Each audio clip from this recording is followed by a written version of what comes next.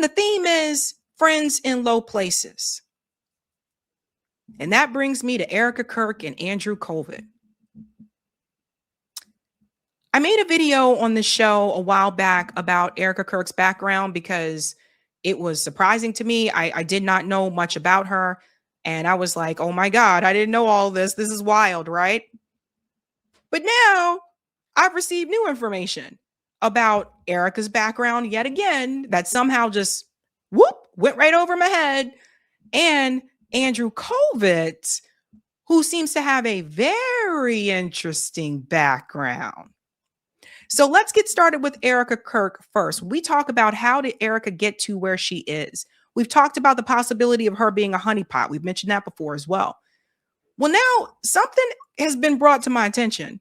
You know how she talks about this whole trad wife, this traditional wife thing that she talks about a lot? I mean, I just keep finding out about more and more jobs that Erika has that I didn't know about. And this one connection is very, very troubling. To take you back, just a reminder of what she said when she was asked about giving advice to women. Erika, you have made a lot of comments that a lot of people have noticed about women, suggesting, you know this, right? Suggesting that women should get married young, that they should have children young, that they should prioritize family over their careers. And at the same time, you are now doing both. You now have 2 young children, I think both under the age of 3. And you're the CEO and chairwoman of Turning Point.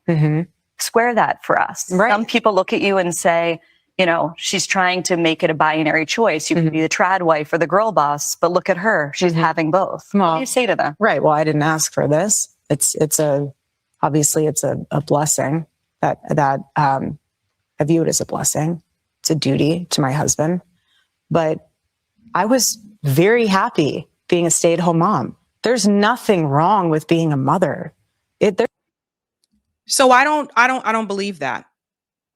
With everything that I've shown you on the show, I do not believe that she was very happy being a stay-at-home mom. And you're going to see a bit of that in just a second.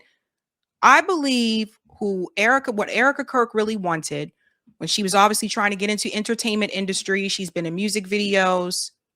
She auditioned with her then boyfriend for The Amazing Race. They auditioned together as a couple. You're going to see the video I'm going to show you about when she was doing the fashion industry interview. I believe that was what Erika wanted. That's what I believe. And stay-at-home mom, we're going to get into the whole stay-at-home mom thing because it doesn't look like that's really what she was. Let's go on a little bit more.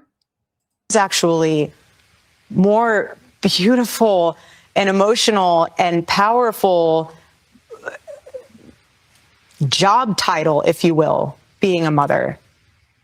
And for me, I experienced what it was like living in New York, living that boss babe culture. But when I met Charlie and we had our babies, I was in it. That was all hands on deck. I would take that world in a heartbeat. Always. But you know what? There was never any daylight between Charlie and I, and his mission was my mission. So stepping into this role is not so much a job title. This is not a 9-to-5 for me. This is something that I'm very passionate about because it's still a remaining breathing version of my husband, this Turning Point USA. So this organization is not just a company to me. And the staff and employees are not staff and employees, they're family. And so for me, it's a lot different and a lot deeper than a career. This is very personal. One of the things I noticed during this conversation is that she seemed to get rather defensive during that part of the conversation. And as much as I loathe Barry Weiss didn't ask that question in a nasty way, right? But she came off kind of defensive. I mean, honestly, looking at it, you're telling people that they need to just go ahead and get married and have kids, but that's not what you were doing. And that's not what you're doing right now. And we're going to get into that as well. So it's kind of like, it kills me. There are some people that have been selling this whole traditional wife bit, and they have people fooled into thinking, well, all I do is just stay at home and take care of the kids. When a lot of these women have businesses on the side that you just don't know about. So you're still working. So that's the thing. Giving people this idea that in today's reality, I don't know anyone that can stay home. No one. I don't know anyone that can afford not to work. Not one person, not one of my friends. They all work. Let's go on a little bit more.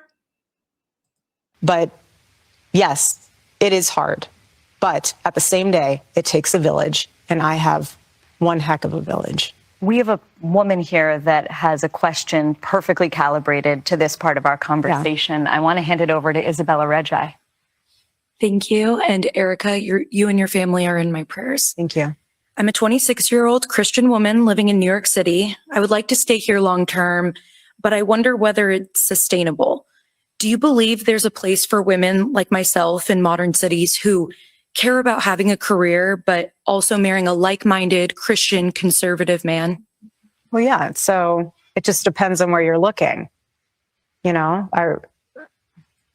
if you're on the apps, I don't know if you're on the apps. I don't know if, I'm not going to ask you your personal journey, but what I will say is when I lived out here, I was here for 5 years. I never dated here because I saw vicariously through my roommate how terrible it was. Somehow getting drinks was the replacement of having coffee and breakfast. I personally would rather have coffee or brunch with someone than going, I don't drink. I find it unproductive, not because I'm holier than whatever. I just don't operate that way. She was drinking on camera, guys. I just don't get this. But I always thought it was very strange how she would go to drinks with one guy and then go to dinner with another.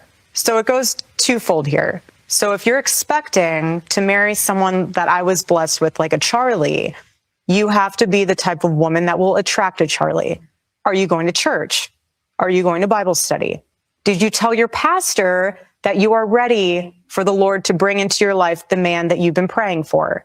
You yourself need to be prepared for that man, and only you will know how to do that. Does that mean staying out and going out with the girls? I'm not saying you sit on your couch and all of a sudden he's going to knock on your door and be like, honey, let's rendezvous. Like, that's not how it happens.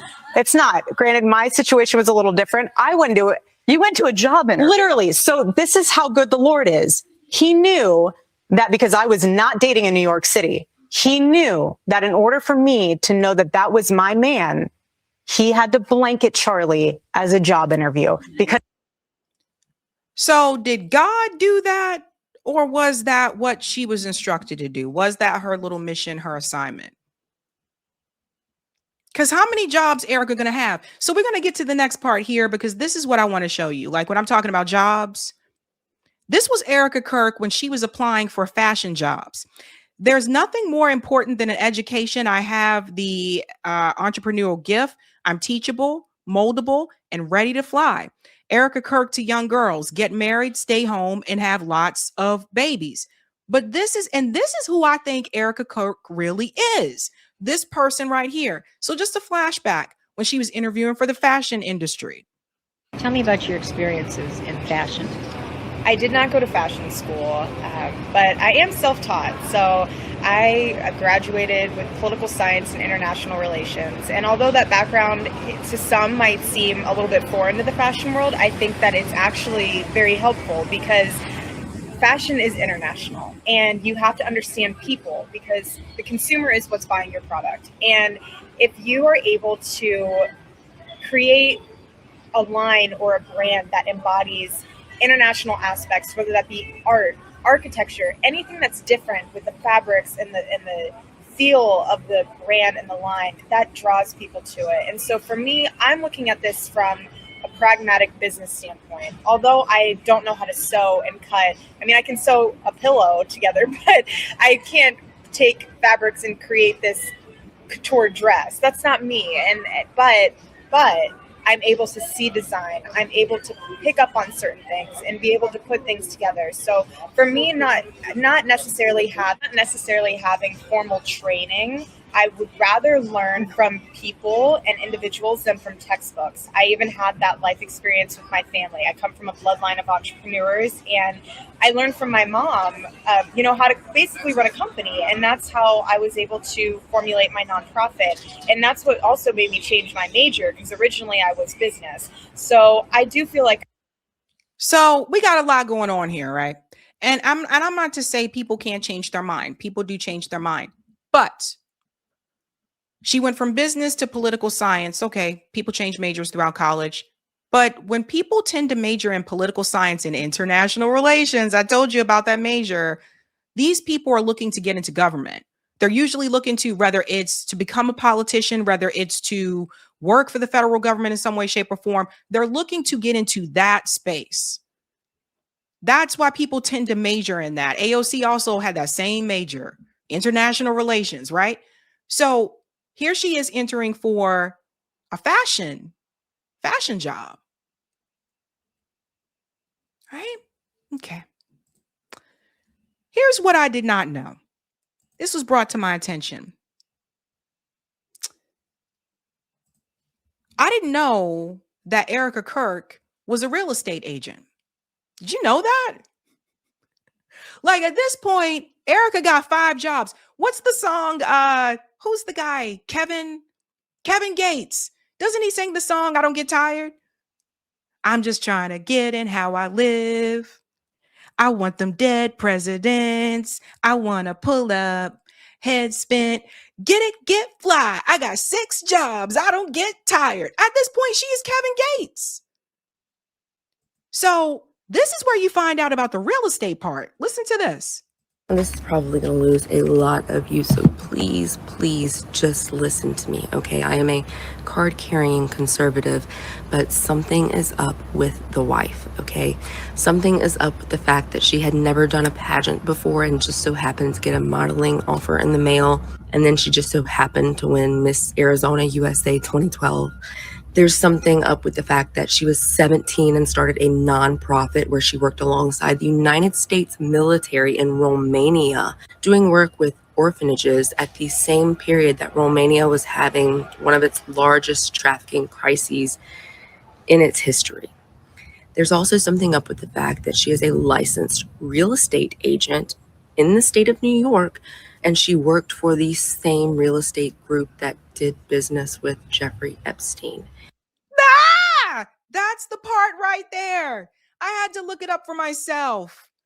We'll come back to the video. I want to show you the real estate company so you guys can see this for yourself. All right. Like she's not exaggerating. She's not just putting random things out there. Shout out to Hustle. This guy's been on it. Hustle Bitch said, it just got a little bit stranger. Erika Kirk, the real estate agent. After the assassination of Charlie Kirk, people began combing through timelines, behavior, digital footprints, etc. Then we go into this part. Publicly visible Zillow, Realtor.com, and other profiles under her previous name, Erika Fransby. The Zillow profile lists her as working for the Corcoran Group, the firm founded by Shark Tank star Barbara Corcoran. And yes, they did get involved with Epstein's real estate. Look, I'll show you this video first. Check this out. Again, licensed real estate agent.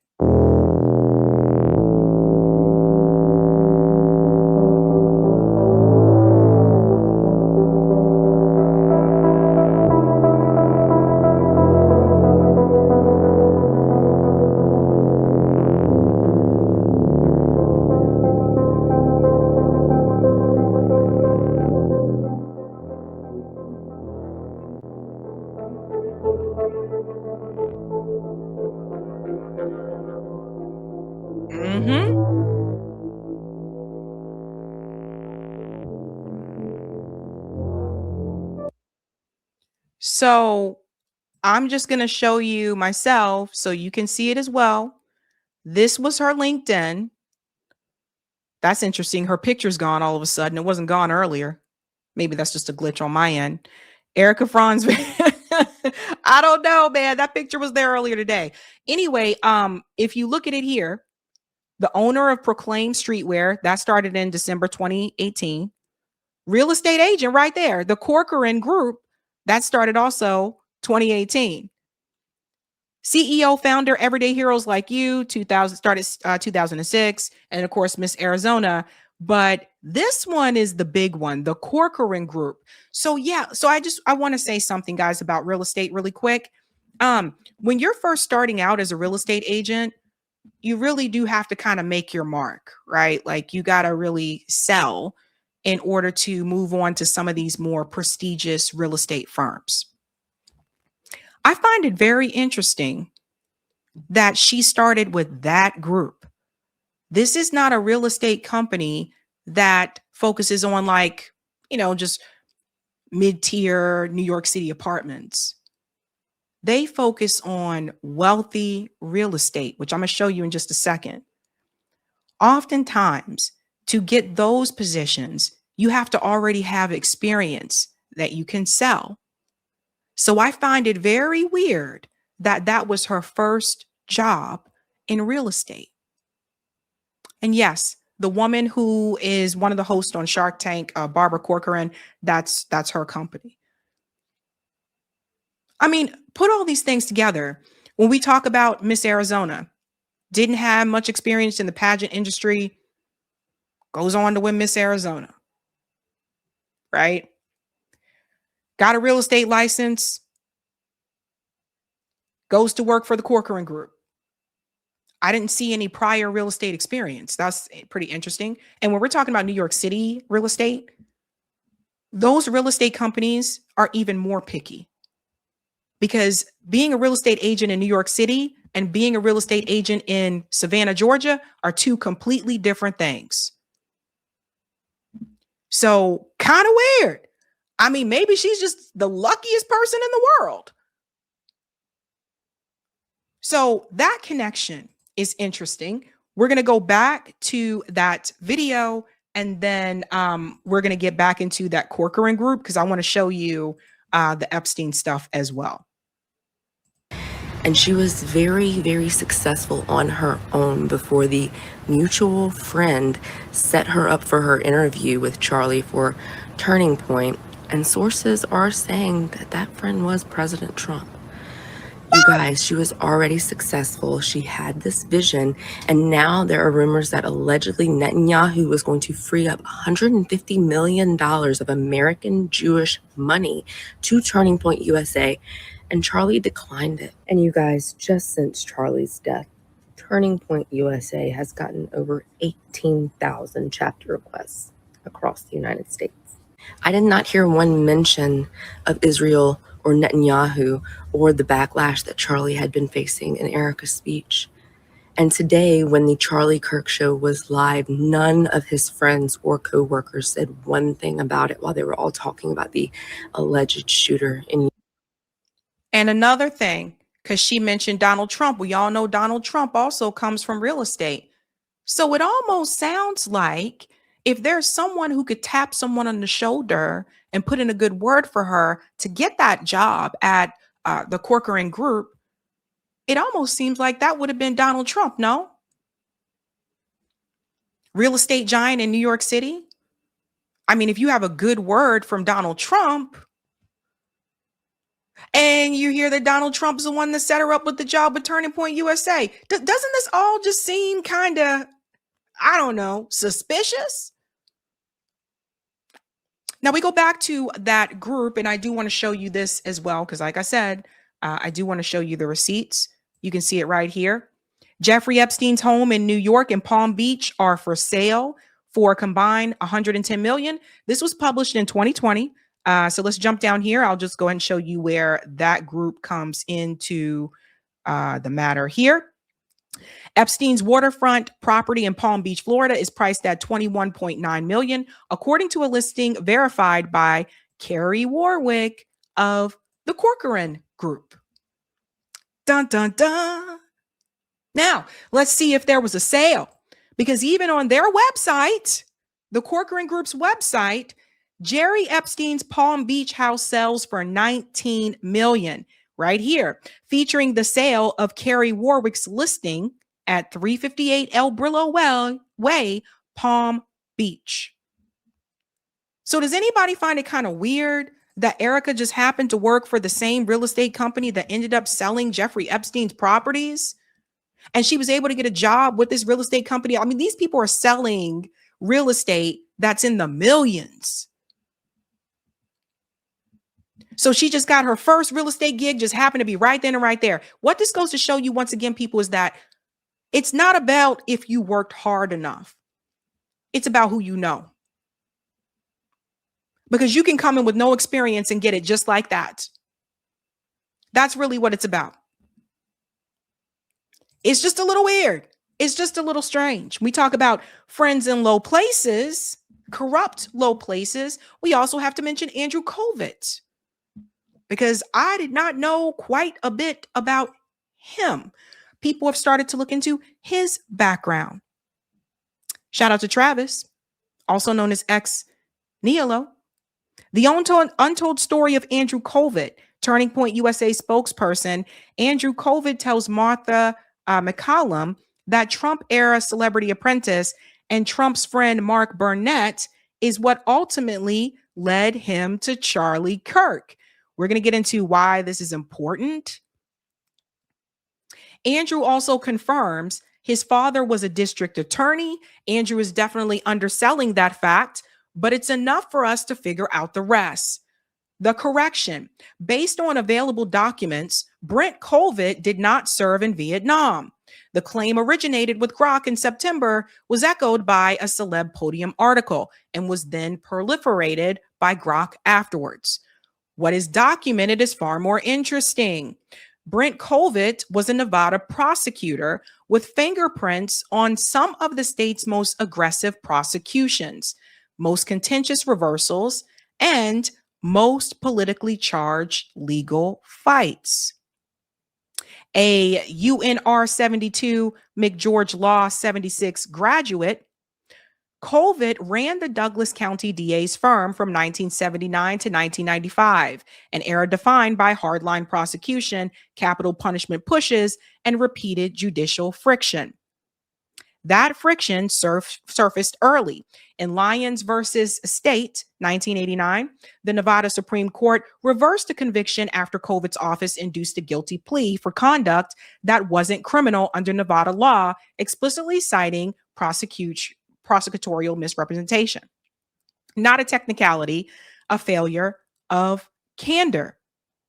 Kolvet doubled down. As DA, he pursued the death penalty in multiple cases, including Young versus 9th Judicial District Court, where his death notice survived challenge amid re-election scrutiny, and Gear versus 9th Judicial District Court, a robbery murder case emblematic of his capital first approach.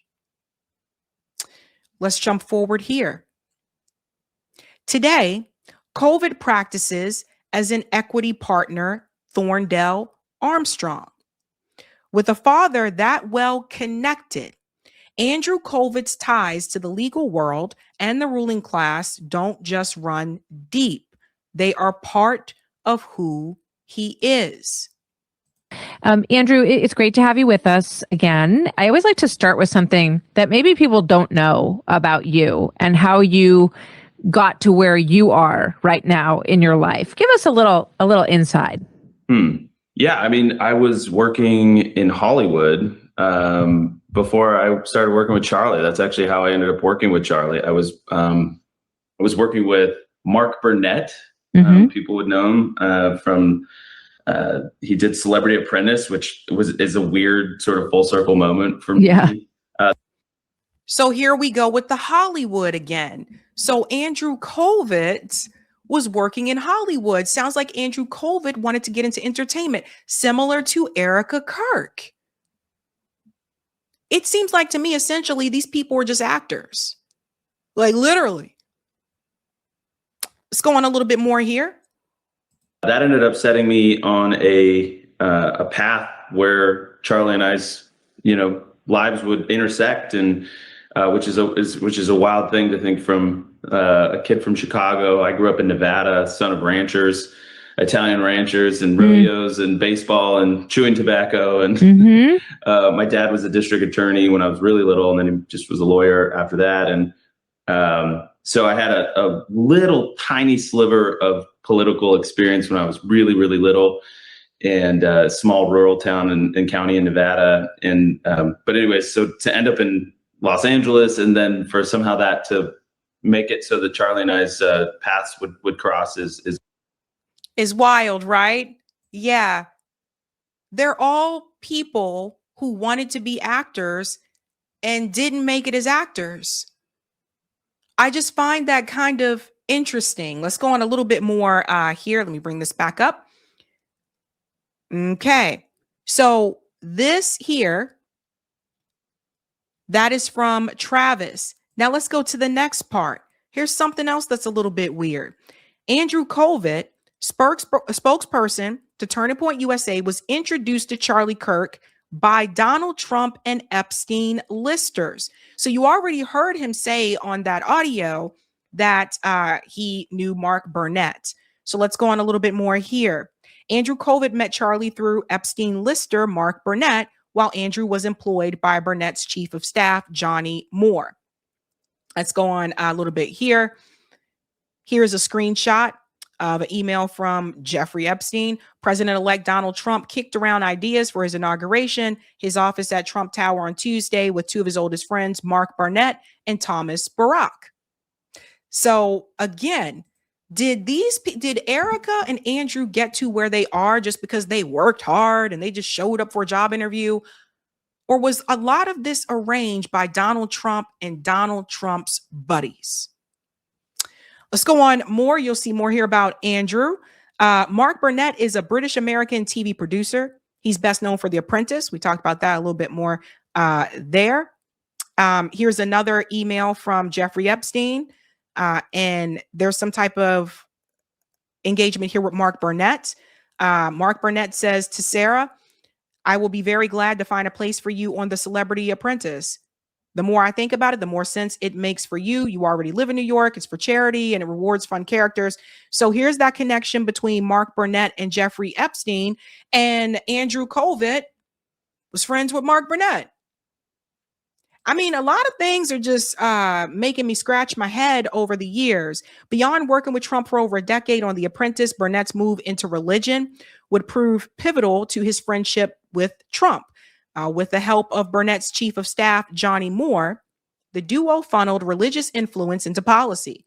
By 2017, Burnett and Trump were attending the National Prayer Breakfast together. In 2024, Burnett was appointed by Trump to be the U.S. Special Envoy to the United Kingdom. In fact, you can hear Andrew talk about part of this here with Mark Burnett. Oh, I was actually living and working in Hollywood. I had a job working with Mark Burnett, of The Voice, Celebrity Apprentice, Survivor, Shark Tank. So he was doing those projects, and then at some point he got into faith-based content. I was thrown into the deep end of, one day we would be at Jimmy Kimmel, or we'd be, at one of the nightly shows, and then we would go to CNN, and then we go to Fox, and then we'd be at a church. So there you go, right? So all these people that were so-called trying to be actors just end up into this faith-based content.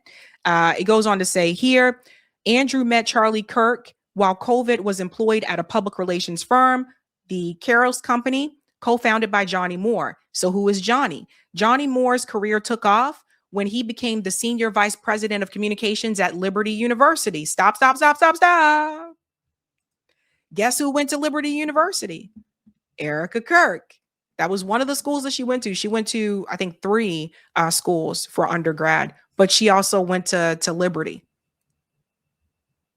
Okie doke. Let's carry on. Naturally, he worked closely with Jerry Falwell Jr., leading the religious university before he transitioned to Hollywood in 2014. When he made his transition to Hollywood, he not only became chief of staff to Burnett, he was the vice president of faith for United Artists Media Group, later MGM Television. In 2015, Moore would found the Carols Company, a boutique PR firm specializing in crisis management for faith-based clients, including higher education institutions, Hollywood productions, political figures, and religious organizations such as Focus on the Family and Marriott Hotels. And here is Andrew Kolvet talking about Johnny Moore. Mark's chief of staff, a guy named Johnny Moore, at the time started a PR company, asked me to start it with him. I wanted to write screenplays. Actually, doing the LA thing, my head was still very much in that space, and I wanted to make content.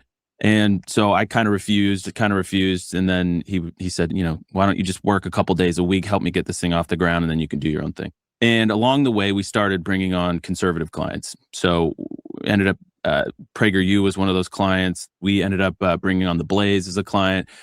Mark's chief of staff. So there you go. He said he wanted to write screenplays. So you're starting to see like who these people really are. Let's continue more here. Moore's entanglement with Trump would crystallize in 2016 when he was appointed co-chair of Trump's Evangelical Executive Advisory Board alongside figures like Ralph Reed. Moore became the de facto spokesperson for Trump's evangelical advisors. His tenure in Trump's sphere has been little more than a thin veil for Zionism, advancing his pro-Israel agenda. In 2025, he was appointed the executive chairman of the Gaza Humanitarian Foundation, following Jake Wood's abrupt resignation on May 26. And you guys know we've talked before on the show multiple times about the GHF and how that's actually a scam and they were not helping the Palestinian people. Let's go on more here. That brings us to Andrew Kolvet and how he met Charlie Kirk. Johnny Moore, the chief of staff to Mark Burnett, had encountered Kirk at an undisclosed event in South Florida. At this event, Moore suggested to Charlie that he should reach out to Andrew Kolvet. Charlie did not reach out to Andrew. It was Andrew who wrote an email to Charlie. Charlie ghosted Andrew at first. Interesting, huh? The crisis that prompted Charlie to contact Andrew Kolvet was intense backlash over a 2018 investigative expose by The New Yorker titled, "A conservative nonprofit that seeks to transform college campuses faces allegations of racial bias and illegal campaign activity." Written by Jane Mayer, the piece revealed leaked messages from Turning Point staffer Crystal Clanton and accused the organization violating IRS nonprofit rules through partisan activities. So aren't we starting to see repeats here? As much as we're talking about Turning Point USA's tax issues today, this was an issue back in 2018. See how more is coming out? Kirk initially attempted to manage the fallout himself, but the New Yorker story was brutally amplified by organizations like the Young America's Foundation, the Southern Poverty Law Center, and The Forward. If you are like me, you're asking yourself if there's a common denominator among the owners of media groups that amplify the story against Charlie that would ultimately prompt him to reach out to Andrew Kolvet. The answer is yes. The vast majority of news outlets that amplified the story were, we're going to say Zionist here. You know how YouTube is. Were Zionist-owned outlets. Was this a coordinated propaganda campaign? The idea of a PR crisis firm was suggested to Charlie. However, Charlie did not respond to Andrew Kolvet on his own. In short order, Charlie was given a reason to respond. Charlie had a problem. Andrew had a solution.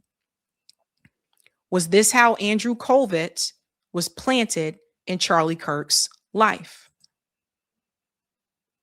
You know, I believe that coincidence can happen, but I don't believe in this much coincidence. I also found this very interesting about Andrew Kolvet. Did you know that he had married into the Bedingfield family? I'm talking about, and I never knew this either. I'm like, how the hell did this happen? TPUSA, again, Travis is on it. TPUSA spokesman Andrew Kolvet was married into the Bedingfield family. Now, who's the Bedingfield family? So, do you guys remember Daniel Bedingfield? He's a musician. He had that song called "Gotta Get Through This." I gotta get through this. I gotta get through this. Great singer. He also had a sister Natasha Bedingfield. She has the song that's the soundtrack of my life. It's the unwritten song. Live your words unspoken. Feel the rain on your lips. Yeah, they're brother and sister, and they're very talented. And apparently, Andrew Kolvet, at one point in his lifetime, married into the Bedingfield family. Check it out. We have to have it on mute because of the music. But look, there's Andrew Kolvet. Hold on, let me pause here. There's Andrew Kolvet with, I guess, who either was his wife at the time or became his wife. And then here is Daniel Bedingfield right next to him. I gotta get through this. I gotta get through this. Gotta make it through. Sorry.